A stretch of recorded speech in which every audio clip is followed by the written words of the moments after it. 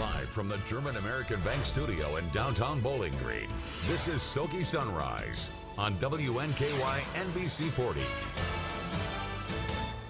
Good morning, South Central Kentucky, and I say good morning with a caveat. It may be morning for all of you right now, but we taped this episode of SoKY Sunrise overnight because of our own issues here at the studio requiring internet and other connectivity issues. Of course, we're going to bring you all the updates that we have regarding the recent devastating storms and tornadoes that affected our great community. We're going to start things off with an update with Lexi Schweiner. She's got the updates that you need to know, and she's joined us at the wall right now. Lexi? Thank you so much, Sage. That's right. Governor Andy Beshear continues to provide us with updates on this tragic situation. He says the youngest victim is only 5 months old. So far, more than 60 deaths have been confirmed. 105 people are unaccounted for. He says that number is likely higher. Here's what he has to say. Just a few more facts about those we've lost. 18 are still unidentified. Of the ones that we know, the age range is 5 months to 86 years, and 6 are younger than 18. Warren County Public Schools will remain closed until after Christmas break. They will return on January 3rd. They're now delivering meals to students in the most affected areas. BG City Schools are also offering an opportunity for students and their families to pick up food at Bowling Green High School today. Now I'll send it back to Tej at the desk. Thank you so much for that update, Lexi. We have to get a check on our forecast as well this morning. We'll bring in meteorologist Darius Mack. Of course, Darius, we've had tough weather, but what is going on today? Yeah, today at Tej, thankfully, we're not tracking any oppressive weather today. The calm and dry weather continues for your Tuesday, which is great for cleanup and relief efforts, which continue across the state as we go throughout the day today. Planning out the day, we're starting off pretty cool into the 30s this morning with mostly sunny skies. May notice more clouds, though, filtering into the skies by lunchtime. Temperatures into the upper 50s to right around 60 and then cooling down to the 50s by the 5 o'clock hour. Thank you so much for that, Darius. And joining me now at the desk is Todd Alcott, of course, the mayor of Bowling Green. We have to get a lot of thoughts from you, of course. This is the mayor. This is the city you are the mayor of. We got to hear what you're talking about. Just tell me today, on Monday, what did you do all day today? Tej, this is day 3 of when this all began. Early Sunday morning. Here's the drill. Day 3, we're better than day 2. We know we're going to be better in day 4. We are seeing rallying amongst our community, amongst our state, amongst our nation, that it's just overwhelming. And it's so, you take that in, and we are effectively set up so many things in the last 48 hours. It's unbelievable. Effectively today, we actually have a central point for our volunteers, and that was concepted last night because of all the nice donations and people wanting to help. And it was effective by noon today. And we will have an operations center at the WKU Research Center. And thanks to Dr. Caboni, thanks to Buddy Steen, thanks to Living Hope Baptist Church for taking on that mission, they are managing volunteers that can do a multitude of things for our community. You've put it in so many ways here that the community has come together in countless ways. It's empowering to see. I've seen it firsthand. I've gone around the community and seen it. I'm sure you've been out in the community seeing it firsthand. Maybe you can just describe not just the emotion, but more the energy, the synergy of the community. Is it possible to put it in words? I don't know, but I just talked about one small aspect of the things going on. We are so fortunate to have a city manager like Jeff Meisel, to have a chief like Chief Delaney, to have a chief like Chief Brooks. These guys are working tirelessly. Their teams are working tirelessly. The community is trying to help them. Our entire team is accomplishing. I'm overwhelmed. But what is happening in our community is there is not a single citizen around us that says we're going to fail. We are going to come out of this as a better Bowling Green because we are becoming a better community, and we are becoming people that are trying to get the right help. We've been cautious about numbers because it's about getting it right. Kevin Kirby and his team has handled the notification of kin, the identification of people, and being able to handle that with the dignity and respect. That had to happen first. And then we had families that had to be able to get into their homes to salvage what's left. We have people that still don't have power. Our communication has been the most critical because as this moment, and it's night before tomorrow, we still don't have internet, we don't have cable, we don't have the fiber. All those are being worked. We have 28 linemen with Bowling Green Municipal Utilities, but we have 130 linemen working. Countless linemen have come in from across the country, and two things I really want to focus on that you mentioned. I mean, you talked about all the great leadership we've had at the city and the county level, all these great people who have had the great communication, they've worked together. But you also mentioned the people. People are wanting to listen, people are wanting to help. As the mayor right now, what is your direction to the everyday citizen who wants to help but doesn't know how? What is the thing to do? So, two primary focuses. I know a lot of volunteers are going to flood that central point, but that is going to be between 8 and 3 at the WKU Research Center. And it's being managed to effectively get the right people to do the right things when we're cleared, when we can do it. And to clarify, sorry, that's opening on Tuesday from 8 to 3. Oh, it's open now. Open now, already open? Yeah, okay. It's already, well, we put it in place. They actually send out over 70 teams to do cleanup today on places that were released where we knew we didn't have any more casualties or any more search and recovery or search and rescue efforts at the moment. Todd, so many great things happening in the community. Obviously, a horrible thing happened, but now great things are happening. We are about out of time. I've got to go to break here, but I would love to keep chatting with you, and maybe we can do so after the show because you've got great things to say about this city. Thank you, Tej. We really appreciate you being here. Everybody, stick around. We've got to check on your forecast, a full check on that forecast coming up after this commercial break. Welcome back. Here's a full check of your forecast. First, we're starting off with your sunrise and sunset times presented by Window World. Your sunrise at 6:51 a.m., your sunset at 4:30 p.m. this afternoon. The calm and dry weather continues today, so this is great for recovery and cleanup efforts that are happening across the state. We got partly sunny skies today, and temperatures will be trending above normal as those winds will be shifting in from the south and east around that area of high pressure. We're going to be seeing variable cloud cover today and throughout your Wednesday, but we are still going to be holding on to dry conditions and tracking the mild conditions throughout the day as well. Temperatures into the low 60s. We're normally into the 50s for this time of year as far as daytime highs are concerned.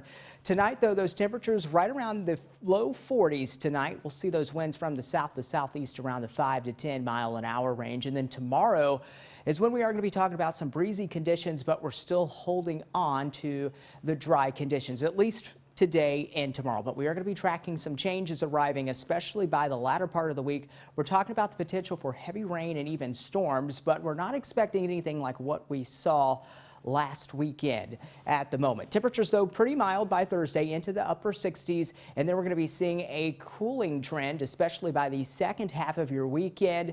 Temperatures into the 40s for highs by your Sunday. We're into the 50s for Monday. We're still holding on to those isolated to widely scattered shower and storm chances. Overnight lows in the 40s tonight, into the 50s for the next few nights, and then down into the 30s once again by Saturday night and into early next week. Stick with us. We'll have more to come on the other side of this commercial break.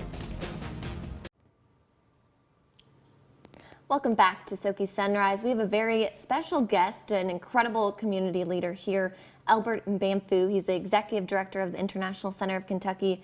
Albert, you've done so much for our refugees in this community, and now we've heard a few of them have passed. Can you share any details? Yes, it is a very tough time for us, especially the immigrant community. We were hit really hard by the tornado, and unfortunately, we did not just lose property, but we lost lives. So we are in mourning, but I know that we are strong, we'll survive. Definitely. And why is it, so sad that they're refugees that have lost their lives? They've come here looking for safety. What are they thinking right now? That's the most painful part of it, because they've seen torture, wars, etc. And coming to the United States was like coming to where they are sure their lives will be better. But this is a natural disaster, and they understand it, because we have natural disasters all over the world. But again, we have to bear in mind that despite all of what's going on, despite the tornado and the deaths and the destruction, this country, Bowling Green, remains their best hope on earth, and they are happy to be here. Remaining the best hope going forward for the refugees who are here, but I want to talk a little bit about the refugees who are yet to come here. Bowling Green still remains a city that is welcoming to refugees from all over the world, but what does this tornado mean for that? Are we still going to be able to accept refugees into this community? Well, it is our hope that we will continue to receive refugees in the community. There are certain factors that have to be in place for us to do that successfully, and one of that is housing. And with the destruction that has occurred, we know that housing will be a challenge, but so long as we can find housing, we know that Bowling Green and the people who live here are still that welcoming group of people and loving people. We will bring them, because we know that if they can find shelter, any other thing that they need will come. Definitely. And also, switching gears a bit, can you talk about the need for translators right now? I mean, some refugees have a language barrier, and I can imagine that's hard when you're desperately needing help. Can you talk about what an incredible job they're doing? Yes. First of all, I just want to thank the community for what they are doing to serve those who are affected. And I want to tell them that language barrier should not exist. If they have any issue with interpretation and translation, they can call the International Center, and we will be able to find an interpreter to serve them. We have a database of interpreters, and we can always get them available if any group of people want them. Lots of great work being done by the International Center, the whole community. We are so glad that you are part of this great community effort going forward. Thank you. Thank you so much. We're about out of time, but we'll be back with a recovery efforts by sports teams here in local Bowling Green. We'll be right back.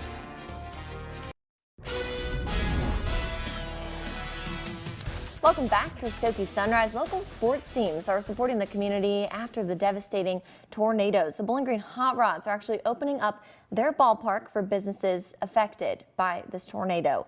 According to Hot Rods manager Eric Leach, about 10 businesses have reached out to the club. They're planning on having 4 or 5 businesses at the moment. Leach discussed the importance of keeping BG Ballpark as a home base for this community. Yeah, within minutes of me tweeting it out, and I didn't know what the response would be, I started getting text messages and blown up and tagged on social media, and that's what it's about. And as of this morning, we still don't have internet, but we have warm, safe place to work, and so hopefully we'll have internet back up in the next couple of days. And as long as these folks need it, we'll be here for them and to utilize this facility, which is the community's facility, to best serve. The stadium does not have Wi-Fi, but they are planning on acquiring hotspots for businesses. Also, the Hot Rods and MLB, Major League Baseball, are coordinating an online nationwide fundraiser to help relief efforts. Some items in this online auction include a 2018 Hot Rods championship ring, as well as MLB signed memorabilia. Tonight, WKU men's basketball will host Center College. Admission is free. Free food is also going to be provided. The game is at Diddle Arena, and tip-off is set for 7 p.m. And WKU football kicker Braden Narveson is organizing a fundraiser to raise money and aid those with tornado damage. Tej Joshi and Maxwell Trink talked about his efforts. There's been so much tragedy in the last couple of days in Bowling Green, but there's also been a lot of positivity. People creating fundraisers, people helping those in their community. And one of those people is joining us in studio this morning. That would be Braden Narveson. Braden, great to have you in studio this morning. We're going to get to all the great things you are doing in just a moment. First, I also want to mention that our buddy, our sports anchor, Maxwell Trink, is also here to help me out with your interview this morning. Of course, we can't interview a sports guy like yourself without Maxwell being here. So first off, good morning to you both. Well, good morning, Tej. Yeah, we're happy that you guys are here. So let's get the basics here squared away. Where exactly do you live? What's the area around your house like? So I live on 14th Street over by the bypass. My house luckily is fine, but a lot of the neighbors on Magnolia, it's just completely wiped. Power lines everywhere and just devastating stuff. What did you do when you first saw that? I left my house. I didn't know what to do and just started getting out and trying to help people clear driveways, cut down trees, different stuff like that. Try to just get people free of some of the tragedy.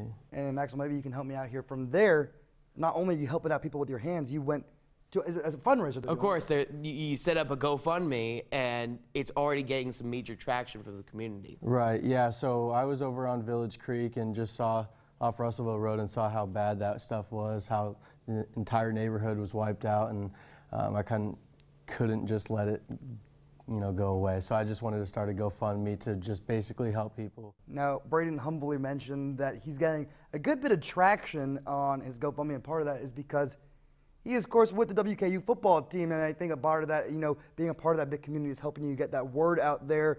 Tell me just, and I think we're going to really dive into this here, tell me what does the football team, what's the attitude of the team right now after this tragedy has hit Bowling Green? I mean, it's kind of the same as Bowling Green in general. I mean, everybody's just extremely devastated and sad for everybody that has lost everything, and just obviously very grateful and happy for the people that didn't lose everything and for the people that are able to help other people like that, and to come together as a community. I think we're all seeing the positive of our community and our country when something like this happens. Everybody kind of meshes together instead of breaking apart. So now, Braden, I know the Boca Raton Bowl is coming up soon. It's going to be it's going to be even bigger than it was supposed to be with this tragedy happening right here in Bowling Green.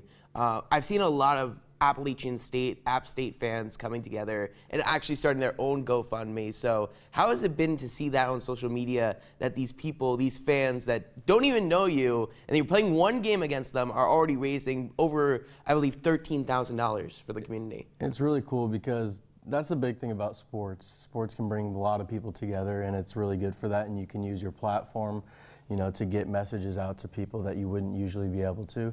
And so for Appalachian State to do that, it's really, really cool. It's really cool. Yeah, no, it's exciting stuff. And now with this bowl game coming up, what's the mentality with that? I know that the basketball team just played their game, and Jamarian Sharp was talking about this game was for Bowling Green. There's got to be a lot of pressure, or maybe more of an emphasis on the community now with this bowl game coming up. I think not necessarily as much pressure. It's just more playing for your community and playing for everybody and making it a distraction for people that are going through stuff like this, so they can watch and kind of forget or hopefully forget what's going on, because that's a big thing, trying to get people's minds off of it. Braden, the one other thing I do want to make sure we get all the details on, because we kind of skimmed past, is the exact details on your GoFundMe. How exactly can people get involved, and is there a specific website, exact social media page where they can find those details? So on my Twitter, my Instagram, and my Facebook is our GoFundMe is posted.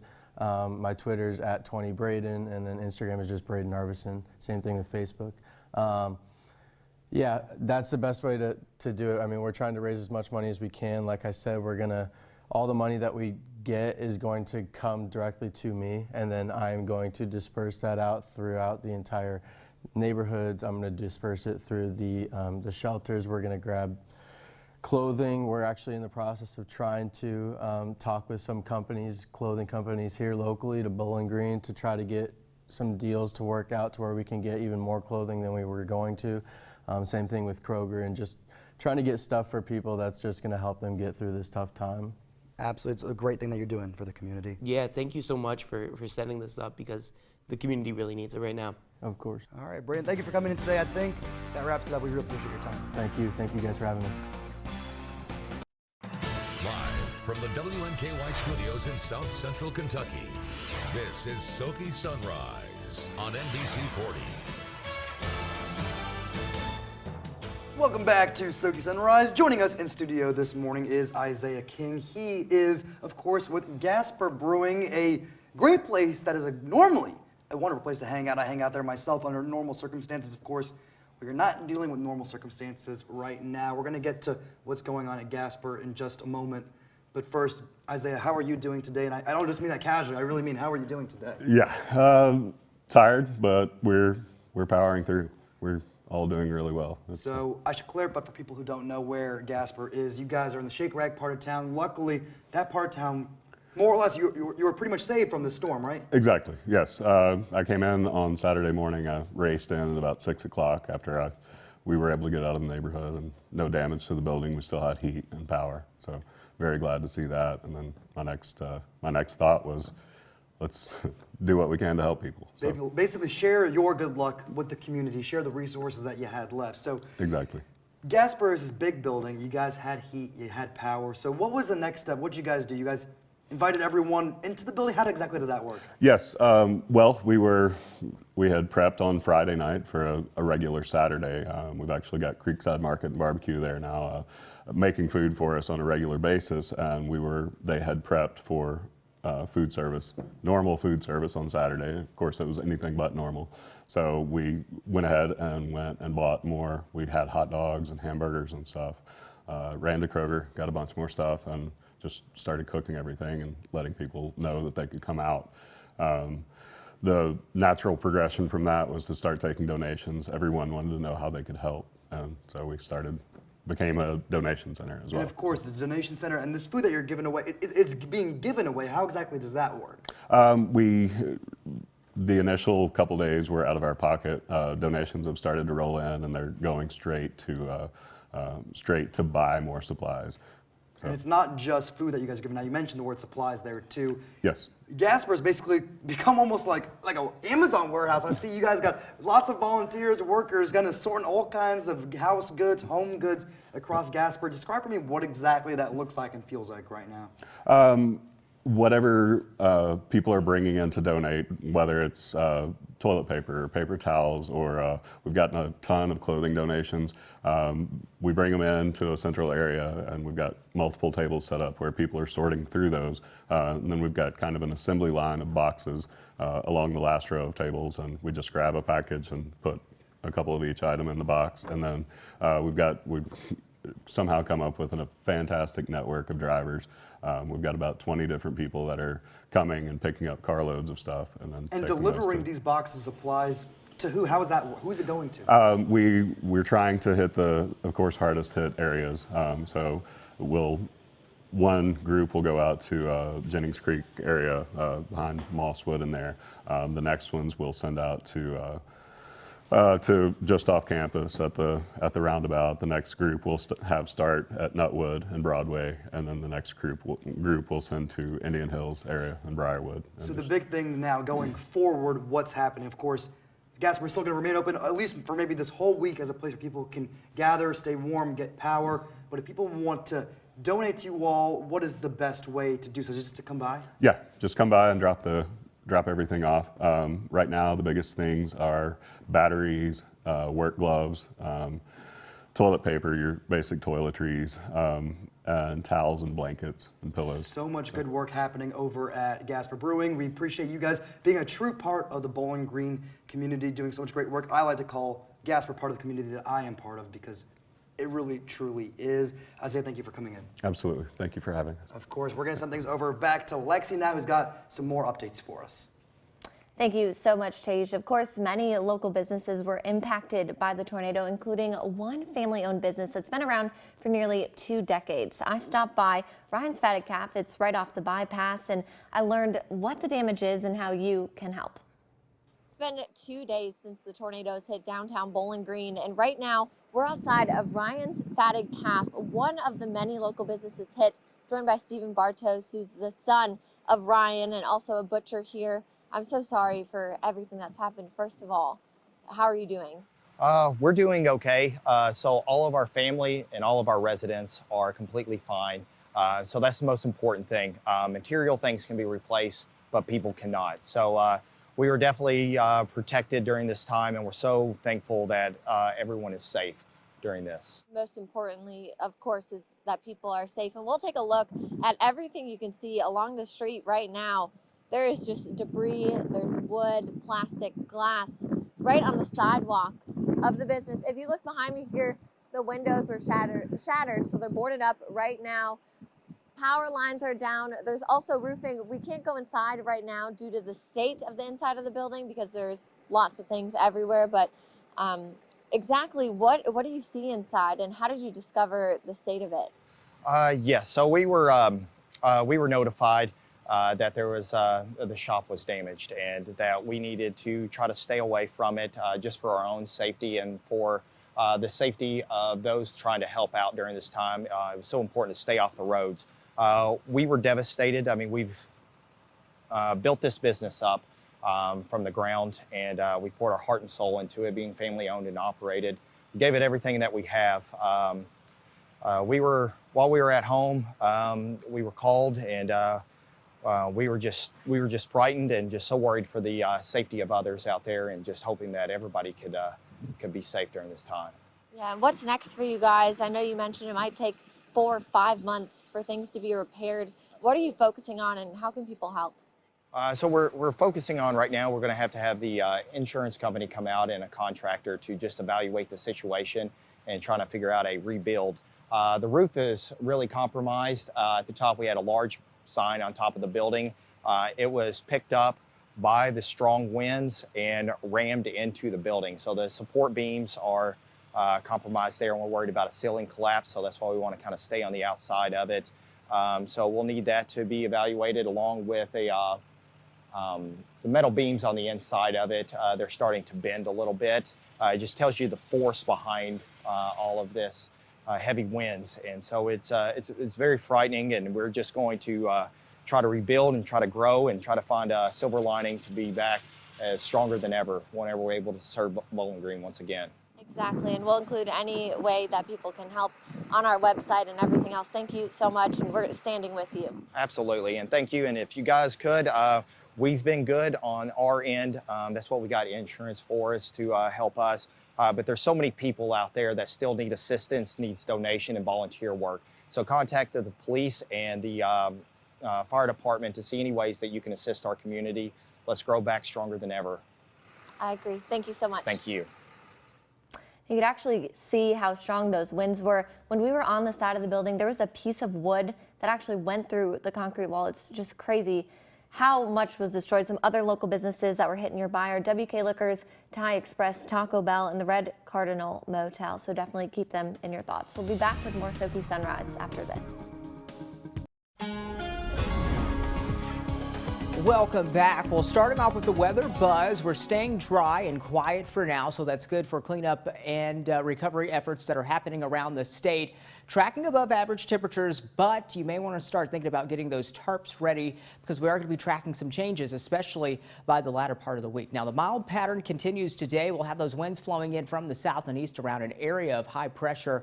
That's going to give us dry conditions, but we're also going to see temperatures running at least 5 to 15 degrees above normal for this time of year. Normally, temperatures are into the 50s for highs. We're headed towards the 60s by this afternoon. We'll see variable cloud cover throughout the day and throughout your Wednesday afternoon as well. Temperatures, though, into the low 60s with partly cloudy skies with those winds from the south to southeast at about 5 miles an hour. Tonight, temperatures cooler, not as cool as last night, though, into the 40s. We'll see some clouds on the increase, and then we'll notice the breeze picking up by your Wednesday. Temperatures into the mid 60s, breezy conditions, of course.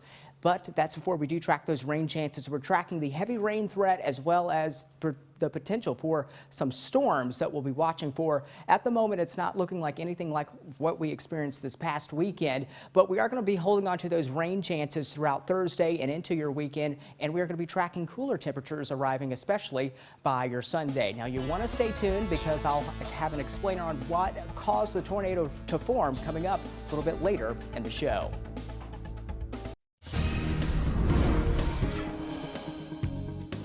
Of course, we had horrible and tragic storms and tornadoes over the past weekend. A lot of you, like me, are probably wondering, though, what exactly happened? So we have our morning meteorologist, Darius Mack, here to kind of break down the science. Darius, I want to start with, this might sound like a dumb question, but people might be wondering, because I am too, what exactly is a tornado?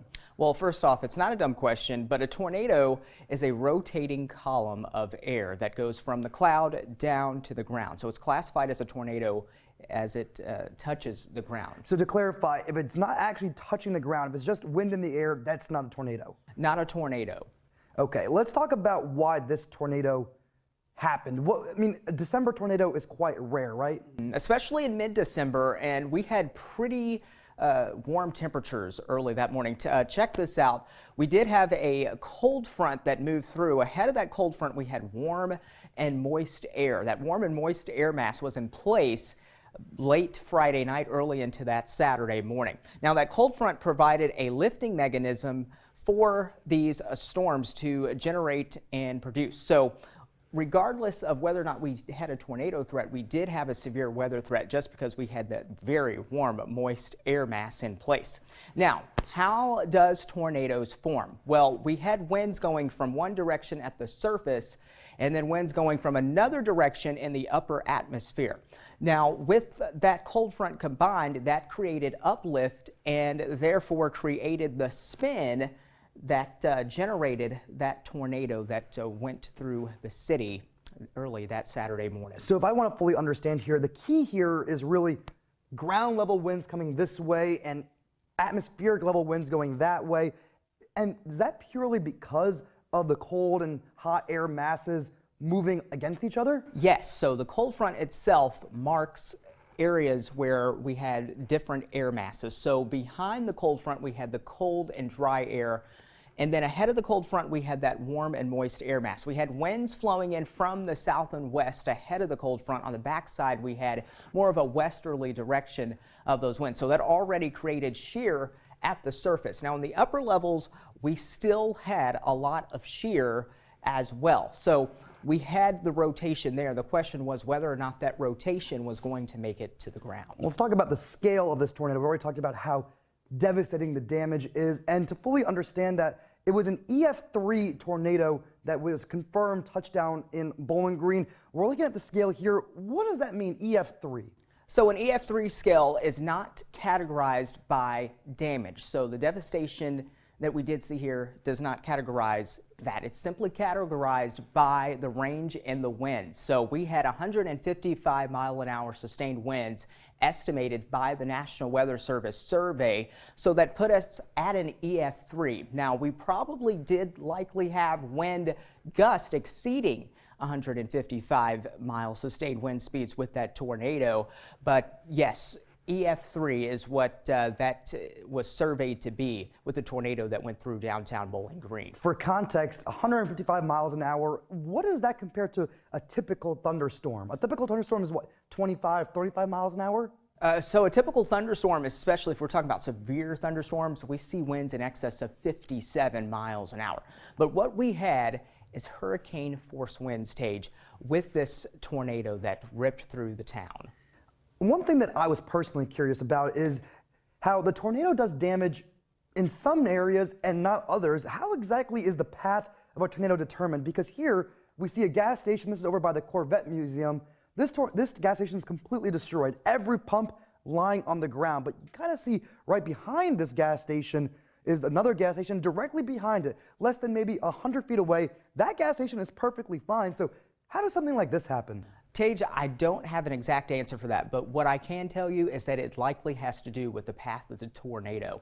And the thing is that people think that things can also stop tornadoes. No, tornadoes can travel over hills, they can travel anywhere. Through cities. Through cities, as we just witnessed. And it can happen at any time during the year. I mean, this is mid-December.